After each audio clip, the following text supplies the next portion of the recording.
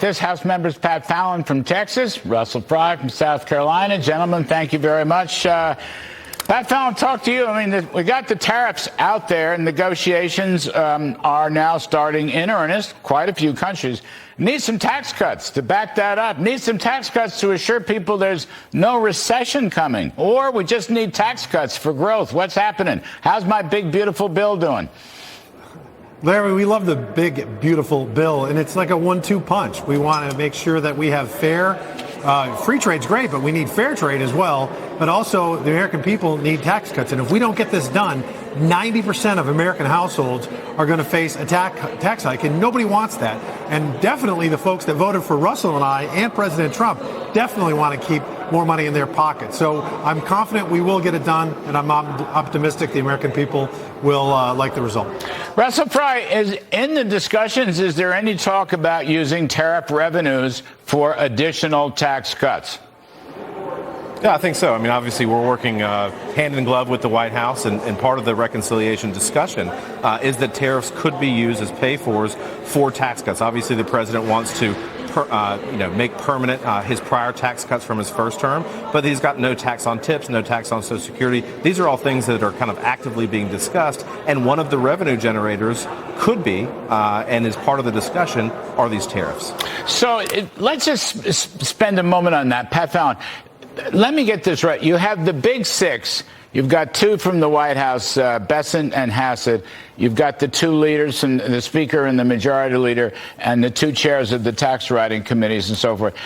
Where are we in this process? In other words, the House now has to pass a budget that reacts to the Senate budget. We're not really in reconciliation territory. You all have to get your own budget. Is that right? Yeah, we have to accept what the Senate just sent over, and that's not going to be the final product. That's more of a framework, and then we will, fine tune it, and then it will, it'll go into conference, and then we'll have a final product that both the Senate and the House will have to pass. We had in our package that we originally passed, Larry, $1.5 trillion in spending cuts, and we need to have spending cuts. A lot of us came to Washington to work towards balancing our budget. $36 trillion is far too high of a debt, and we don't want to keep digging.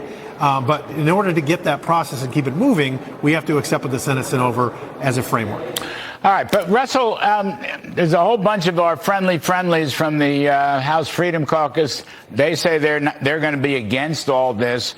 And I just want to have lower tax rates and grow the economy at 4% a year would solve a lot of problems. I'm not opposed. I mean, you want to cut spending, but I hear there's talk about raising taxes. I mean, some members of the Freedom Caucus are talking about raising the top income tax rate or the corporate tax rate, which I think Russell Fry would be sheer folly. First of all, you won't make any money on it. Second of all, you'll depress the economy. Third of all, you'll damage small businesses. Why are they talking like this? I think the interesting thing to note is, if taxes are going to get raised, if we don't act, your taxes and everybody else's are going up. 210 million Americans will see that happen if we fail to act. So the pressure is actually good, and this town responds to pressure. And so we have to get this done. From the spending side, like Pat Fallon, we have an obligation to the country to turn the fiscal trajectory. And so this week is one step, obviously, but that is not the final product. The House called for $1.5 trillion in savings to the American people. I think we could do that, without a lot of fanfare. And so that seems to be the hang-up right now, is people are looking at any number of options. Again, the framework is important to start the discussions of legislating, of putting this package together, the one big beautiful bill that you talked about, but we have to unlock it in order to do that. And so these discussions, I think, are important, making sure that we're holding ourselves accountable. But at the end, where we all are in the House and the Senate, from moderate to conservative members, is we want to provide this win for the American people and the president. But Mr. Fallon, can you assure us there won't be any tax hikes? I mean, if you raise the top rate, which is paid by small businesses, if you raise the corporate rate, holy hell's going to break out. This is like Papa Bush. Remember that? Read my lips, no new taxes. Then he raised taxes and got defeated. And, can you assure us there won't be any tax hikes in this package?